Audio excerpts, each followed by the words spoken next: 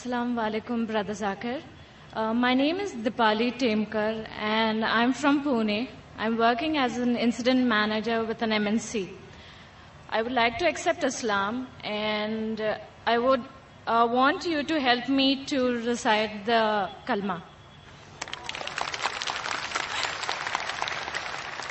MashaAllah, the sister Dipali, she's from Pune, working in MNC and she wants to accept Islam. Sister, before you accept Islam, I would like to make sure that is anyone forcing you to accept Islam, sister? No, brother. I've been reading about Islam since a year now. So I thought this is the best opportunity for me. MashaAllah. Is anyone forcing you? No. Is there any economic pressure? No. Is there any physical pressure? No. Because in Islam, forcing anyone to accept Islam is prohibited. In Islam, number one. It's even prohibited in this country. That's number two. But if someone wants to accept Islam willingly, no one can prevent you from. And inshallah, as your desire is, I will read the kalma. And inshallah, you can repeat it, sister. Yes. And I'd like to ask you before you start the kalma, that do you believe that there is one God? Yes. Do you believe that idol worship is prohibited? Yes, I do. Do you believe that the last and final messenger is Prophet Muhammad, peace be upon him? Yes, I do. MashaAllah, sister. So I'll just recite the kalma and you can repeat after me.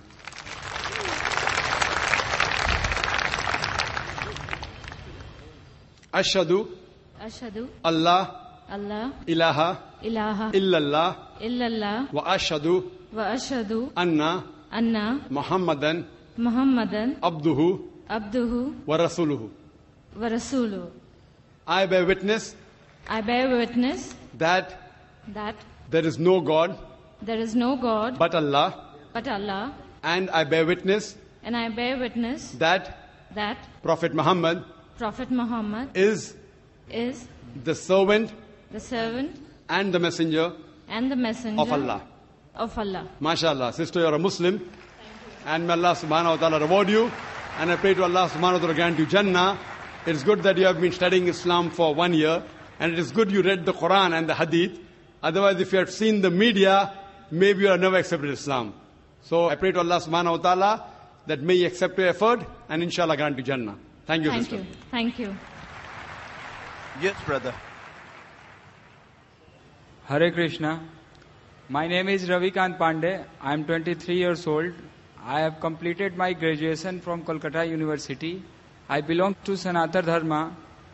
So I have no qualification to speak in the front of you, but I am trying to speak with you. I have one question in my mind. And even I can speak wrong because I don't know English very much well. So please forgive me. My question in Sanatana Dharma is also written that women should be protected in a child time by his parents and a young time by his husband, and after the mother, his elder son will protect two women. In Sanatana Dharma says there is no love in this world, lust is there in this world. So love and lust is two different things. And it cannot be go in a same one platform.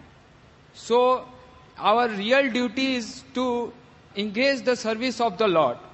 And in a Sanatana Dharma, Arjuna asked one time to Krishna, "Oh Krishna, please tell me what this men are speaking. I don't know. I don't know so many languages. So please clarify me." So Krishna told to Arjuna, "They are talking like a frog. Even a snake come and they eat. Just like I come by death and I eat." So, in this world there is no love. We are trying to satisfy it. This is a simply attachment we can say in Sanatana Dharma says, that woman attached with a man and man attached with a woman. So, this Sanatana Dharma, because in Bhagavad Gita 5,200 years ago came, and 2,800 years ago in the Bible came, and 1,400 years ago your Quran came. So Sanatana Dharma is coming by so many millions of years. So I am not justifying that our life is meant for simply engage the service of... What's your question, brother? I've read the Sanatana Dharma. I'll give my comments on Sanatana Dharma to you. I want to ask you, what is the question? Do you want to say that Sanatana Dharma, Hinduism also protects the woman? No, I am asking, our life, our duty is to satisfied the woman or satisfied the Lord or engage the service of the Lord? The brother asked the question, is our duty to satisfy the woman or to satisfy Lord? Yeah. The brother asked the question that what is our duty, to satisfy the woman, there is love, there is lust, or to satisfy Almighty God? Before I come to your Sanatan Dharma, I will tell what Islam says. As Allah says in the Quran, I said in my talk in Surah Rum, chapter number 30, verse number 21, that Allah subhanahu wa ta'ala has created for you mates from amongst yourself, so that you may dwell in tranquility, and He has put love and mercy between your hearts. That means Allah has created for you of your nature mates, your wives, your spouses, so that you may dwell in them in tranquility. You get tranquility, you get calmness. And Almighty God has put love between your hearts. Once, our beloved Prophet Muhammad said that even having sex with your wife, it is charity. Sahabas asked, even having sex is charity? How? So the reply came, because you are having it lawfully. If you have it unlawfully with the woman who is not your wife, it becomes prohibited. So because you are enjoying lawfully, even that is charity, that is khair, that's a good deed. So having sex with your wife also, Almighty God rewards you. And you rightly said that there is love and there is lust. I too have read Sanatan Dharma and appreciate the oneness of God mentioned in Sanatan Dharma. You know, Hinduism has got various different sects, you may be aware of that, various different denominations. The highest scripture, there is Shruti and there is Smriti. Shruti, according to Hindu scripture, means the word of God, and Vedas are the highest. They believe in one God. They believe Almighty God has got no images. I can give quotations. You can see my video cassette, similarities between Islam and Hinduism. But should we satisfy the woman or should we satisfy God? Number one, I said in my talk, the basic aim of every human being, whether man or woman, should be to satisfy Almighty God. Now, while satisfying Almighty God, you may satisfy the woman, you may not satisfy. If she's a good, pious woman, she'll be satisfied if you are satisfying Almighty God. For example, Almighty God says, have sex only with your wife. A pious woman who's a Mohsana will be happy. But a lustful woman, she will not be happy. She will say, why are you following God? Follow me. She may be khutwatu shaitan. She may be a footstep of the devil. You asked me questions about Krishna. That Krishna gave advice to Arjun. Since you mentioned Krishna, he's supposed to be a role model for the Hindus. And we read in Mahabharata. You know, I've given the talk on similarity, but because you asked this question, what we read in Mahabharata, that when Krishna, when he goes on the bank of the river, very often when the woman used to go to have a bath, he used to take the clothes away and run away. For what? For love or for lust? Because He is God. He can do, suppose I am owner of, If God would like to rob clothes of women and run away to see them coming out, okay, come out without clothes, then why can't you and I do? If you can copy God, why can't you copy God? If you know this is the ultimate. See, we cannot copy God because God is on a different level. But if you consider Krishna to be God, and if God is doing something like taking away clothes of the women and telling them come out without clothes, can you do that or not? You can do it very easily. That's what we find in Hindi movies. You know, we find all this. What I'm trying to say, we should take the message which is right. I've read the Sanatan Dharma. There are many things which are good. Hundreds of good things, thousands of good things. But what is not good, you have to leave it aside. I've given the talk on similarities between Islam and Hinduism. Now you speak about Krishna, talk about love, talk about lust. I appreciate many things of Krishna, but not everything. Many things he said is right. He tells that be a Kshatriya, fight against injustice, even be against your relatives. He says that in Bhagavad Gita, chapter number 2, verse number 31. Same thing in the Quran, Surah Nisa, chapter 4, verse 135. That stand out for justice as witness to Allah subhanahu wa ta'ala, even if it be against yourself, against your relatives, against your father or mother. Allah protects both. So if what he's saying matches with my Quran, with the real word of Almighty God, I accept it. But everything I don't accept it to be the word of God. That's the reason what I do, This is the Furqan. Furqan is the criteria to judge right from wrong. And if you read this, this is the last and final revelation of Almighty God which was revealed to humanity. If you read this, I challenge you to take out a single mistake in this. The other books that we have, the other religious scriptures, because of passage of time, they have been changed. Interpolation, concoction. Who says that? Not I. Those scholars of Christianity, they say that the Bible has not been maintained in the true form. The scholars of Mahabharata say that initially Mahabharata was a story told by the grandfather of Arjun to the people.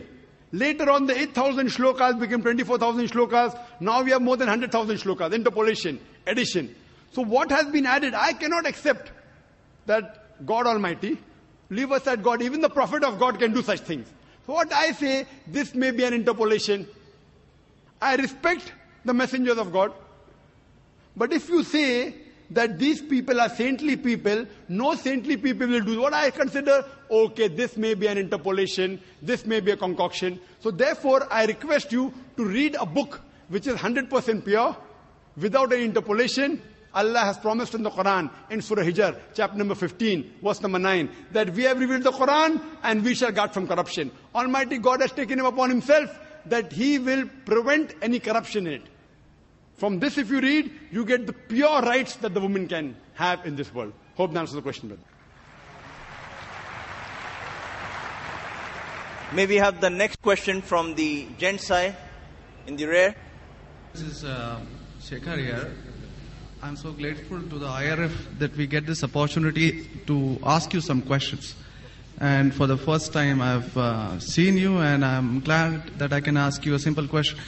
I am a businessman, and my only hobby is studying religions.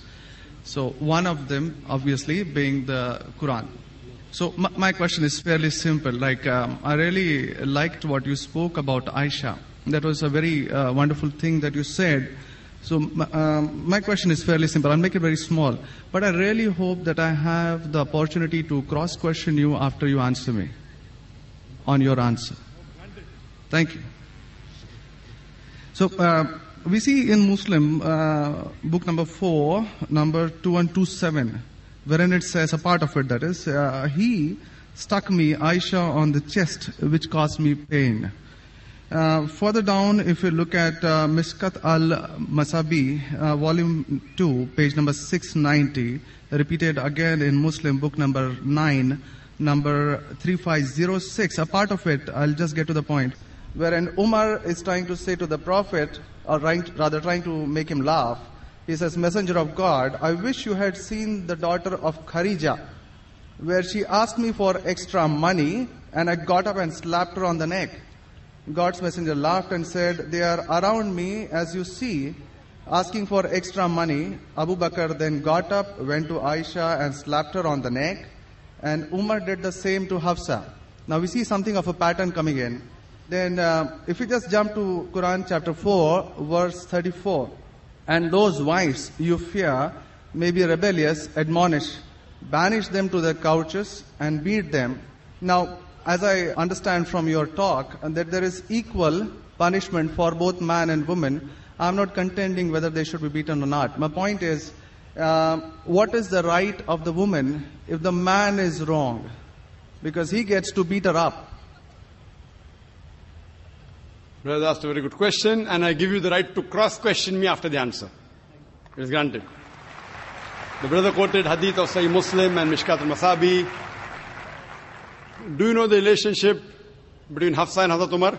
Well, I've not really got to the point that much. I'm still studying. Do you know the relationship of Aisha and Abu Bakr? May Allah be pleased with them both. Her father, if I'm not mistaken. That's right. I'm asking you a question. Are you married? Yes. Yes.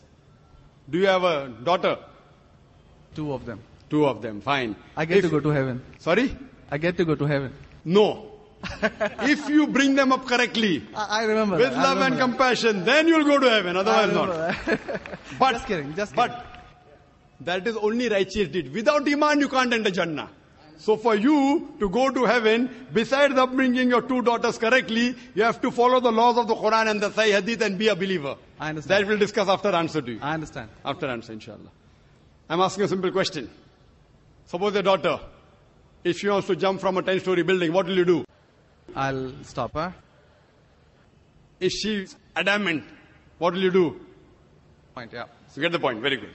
If she wants to jump, no, I want to go. I want to fly like Superman. Dad, you are preventing me from being a Superman. What will you do? Well, I'll stop her, obviously. Will you slap her or not? If required. She says, no, I want to jump. What will you do? Well, I can ask it the other way around. What I'm if my asking, wife brother. sees- I'm asking. If she wants to jump from the 10-story, I will hit her. if required, not normally, you will say, अरे बेटी जान दो ना, Superman मत बनो. नहीं बनने का है अब्बा. जंप मारने का है. अब देखो कैसा उड़ती हूं मैं. I want to fly. One flap. A father is cruel to be kind. Yes. Now, our beloved Prophet Muhammad said, anyone who does not love Allah and His Messenger more than his own life, he is not a Muslim. Anyone who does not love Allah and His Messenger more than his own life, he is not a Muslim. So there are many occasions what happened that sometimes they were disrespectful to the husband. Not a normal husband, Prophet Muhammad sallallahu alaihi wasallam. There were many occasions, not one occasion. There are many occasions, Hazrat Umar, may Allah be pleased with him, and Hazrat Abu Bakr, may Allah be pleased with him. When they came to know that one of the wives has caused pain to the Prophet, they were the father-in-law of the Prophet. But they loved the Prophet not only more than their daughter, they loved the Prophet more than their own life. There are many occasions. Which occasion you are referring to, I don't know. There were occasions when they came to know that my daughter has caused pain to the Prophet of Allah. How dare she does it? They being father, they have the right to slap. Not you and me. For us, they are the Ummahatul Mu'mineen. They are the mothers of the believers. But yet, they were human beings. Even the wives of the Prophet. Though they were wives of the Prophet, they are the best examples, yet they were human beings and they did make mistakes. Like the ayah recited by the Qari, Surah Nisa chapter 4, 32. They want equal rights. There was in Surah Azab chapter 33, where the wives of the Prophet tell the Prophet, why don't you give us the luxury of this world? They objected, why are we undergoing such a life of poverty? So Allah sends a revelation. If you want this world, I will grant it to you, but you will not get Jannah. The verse of the Quran says, I will free you. That means, if you want, I will let you go free. Divorce. Not that he divorced. And you can get the luxury of this world, but you won't get heaven in the hereafter. And the wives of the Prophet, they repented and they asked for forgiveness and Allah forgave them. So here also it's in context. And going against the Prophet is more bad than jumping from top. Jumping from top, your daughter will kill herself. That's it. Correct? But going against the Prophet is more bad. Did you get the answer? Sir, but my question still stands. I understood your point. I haven't completed my answer. Okay, you asked the question, no problem. My question is pretty simple. I haven't completed my answer yet, brother. All right. Because I know your question was in two parts. Then you quoted the verse of the Quran, Surah Nisa, chapter 4, verse 34. Yeah. And said about wife beating. I want to complete that before you answer. Otherwise you said Zakir answered half. I only answered one part of a question regarding hadith. The second part is of Surah Nisa, chapter 4, verse number 34. Exactly after the verse that was recited by the Qari. After verse which says, Ar-Rijalu Qawwamuna 'ala an-Nisa, that the men are the protectors of the women. The verse says that if they're disobedient, then don't talk to her. After that, don't share the bed. Then the Arabic word is daraba, means beat her lightly. The Arabic word is beat her lightly, daraba. Ibn Abbas, may Allah be pleased with him, said, when you beat your wife, you should not beat on the face. Point number one. Point number two, when you beat your wife, there should be no mark left on her body. And he gave an example, beating with a miswak. Miswak is toothbrush. In modern way, I will say beating with a handkerchief. Handkerchief. Now if you beat your wife with a handkerchief, it is symbolic. It is not wife bashing. Wife bashing is not allowed in Islam. Wife bashing means one shot on the face.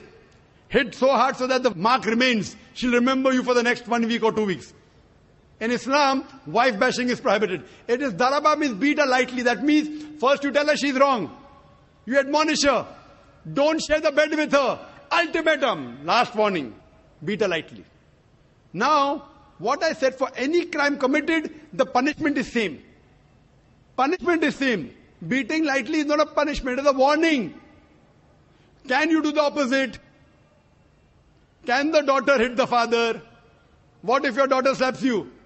Will you like it? No. Why? Equality. Let me complete my answer. You talk about equality. If your daughter slaps you, will you like it? No. No.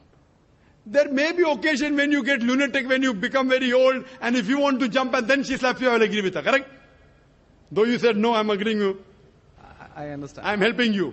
You understand, but you don't understand me. No, I do. I'm helping you. Okay. If you grow up and you become a lunatic, you become senile, you want to jump from the 10th story, your daughter says, Abba, mat karo, don't do, father. She may have to slap you. She's doing in good faith. Accept it. Right? Now here, where a husband is giving a warning to the wife, if the wife does the same, what will the retaliation be? Imagine, suppose there's a massive person, bodybuilder comes and acts macho with you. If a small man comes, maybe you hit him. A macho person, Arnold Schwarzenegger, comes and tells you something. Will you hit him? Will you hit him? No. Though you may have a lot of guts, but Arnold Schwarzenegger, no. Why? Similarly, since Allah says in the previous verse, man has been given more strength than the woman. So a physical warning, a symbolic warning, a man can give to a woman can't give to a man. A woman can't. There are other things. There are other things she can do. Such as? Such as, for example, if she has to cook food in the house, it's the duty of the husband to get market. She can refuse to cook. If you don't get market, I will not cook. She can object. Very well. She can object saying, I will not cook. It's an objection on her part. If, for example, he's not offering salah is important, she can object nicely, with love and affection. My dear husband, please offer salah. Then she may get a little bit angry also, no problem. Getting angry with husband is not allowed, unless it's for the sake of Allah and His Rasul. But not physical. She can't get physical. If she gets physical, there will be retaliation. It will never work. Imagine your wife slapping you. Will you leave her? Fine, you may say, Jando. So, what do you realize? This is a symbolic beating. What the Western media has done, they portray as though it is wife bashing. Where is wife bashing? You know the hadith also. So because of that, Islam is the best way of life. It shows you how to lead life with your wives also. Hope that answers the question.